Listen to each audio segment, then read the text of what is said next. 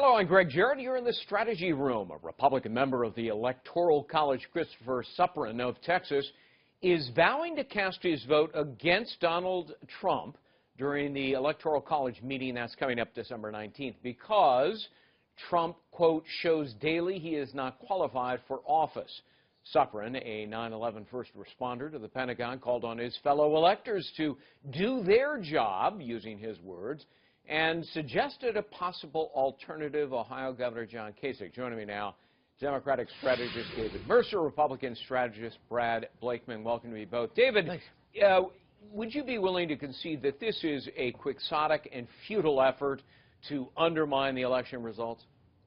Well, I would characterize it as one that has little result in history of changing the election, or the election results, I should say. Right.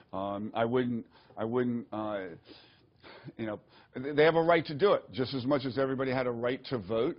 Electors have a right, as they're called, faithless electors. I think there have been 157 since 1796, and they have a right to, you know, to register their vote as electors.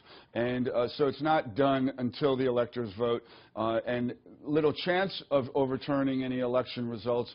But that said, they do have the right to do so. Brad, as to the recount that's going on currently in Wisconsin, imminently in Michigan, and then there's Pennsylvania. And Pennsylvania is important because, you know, we'd have to flip all three in order for Hillary Clinton to actually win. And already Jill Stein has withdrawn her state court lawsuit. Now she's going to federal court. I mean, you're a lawyer. You don't see a federal judge doing anything but say, get out of here. That's right. Elections are run by state officials and using state law. And the state court already told her you have no remedy here.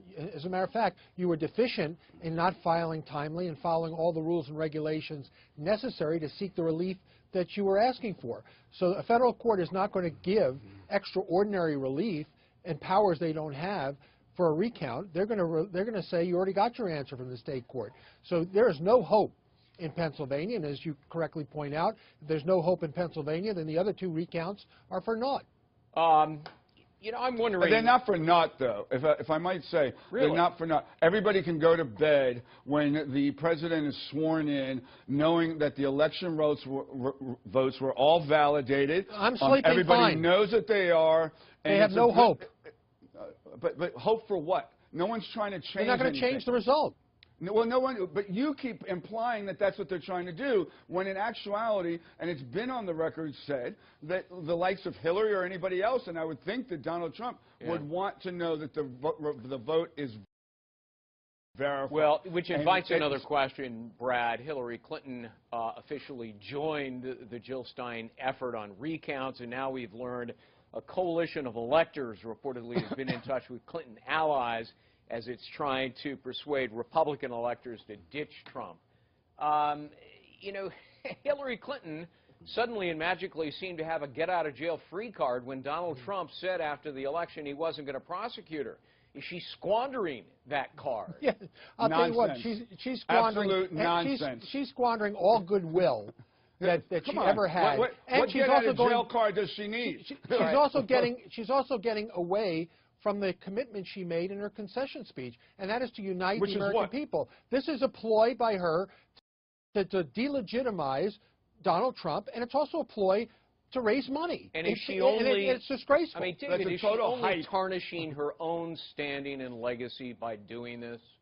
I don't think so. With 2.6 million votes more than Donald Trump got nationally in this election. Yeah, but that's not how you win the presidency. You know that, David. But well, you asked me a question. No one said, but that is a fact, Greg, that she did win 2.6 million more votes than he did. That is not to say that she's using it to leverage in order to change election results. I'm not saying that. No one is saying that. So let her be the president of California. We are looking to verify all of the votes, and a recount is sometimes necessary to do so. Period. Yeah, the end. Only if Let's there's not make evidence hay out of it, of political hay out election of it. fraud that would be so widespread and material that it would actually change the outcome. And Brad, the leads here are so substantial by Donald Trump that it just doesn't seem anything more than futile, does it? It is absolutely futile. As a matter So of fact, if it's futile, let it go on. No, let it it's go frivolous. on. It's because frivolous. It's a waste of millions of dollars of taxpayer money. Exactly, and we shouldn't be empowering people to use the system for frivolous purposes or political purposes. You cannot change the outcome, and if you can't change the outcome, what good is it? Gotta leave it. I doubt that would be your response in the Bush v. Gore in Florida. Put it that way. Boy, you really want to relitigate Apples and history, oranges. Don't you? We can go back to Aaron Burr and Thomas Jefferson. Boy, that was a nail that's not biter. as far back. That's All right. Let's have a duel. Okay. Well, I remember that one well. I was a young lad at the time. David and Brad, thank you for joining us for complete political coverage.